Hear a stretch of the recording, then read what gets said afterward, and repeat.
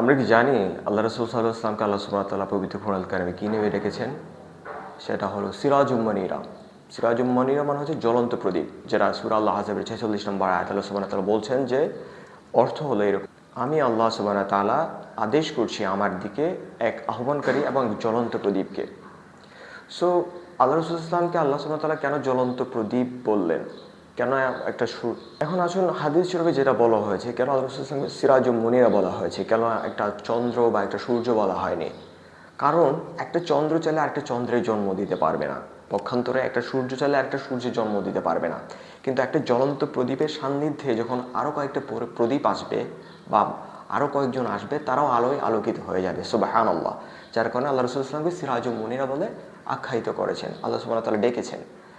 যেমন আজকে থেকে 1400 বছর আগে আল্লাহ রসুল সাল্লাহ ইসলাম যখন আল্লাহর দ্বীন প্রচার করছিলেন, তখন উনি এক আলোকবর্তিকার মতো কাজ করেছিলেন। উনি তাওহীদের আলো দিয়েছিলেন, উনি হেদায়েতের জন্য নির্দেশনা দিয়েছিলেন, হেদায়েতের পথ প্রদর্শক ছিলেন।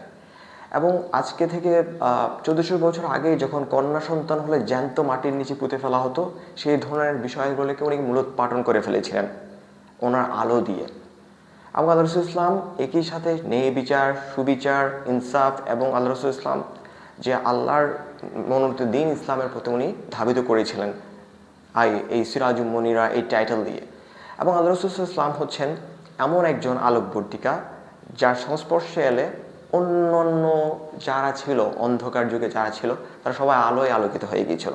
এবং আরেকটা কথা হচ্ছে, আল্লাহ রসুল ইসলাম শুধুমাত্র মুসলিমদের জন্য বা ইসলামের জন্য না, উনি সমগ্র মানব জাতির জন্যে হচ্ছে আল্লাহ রসুল ইসলাম এসেছিলেন এবং আলোকবর্তিকা স্বরূপ।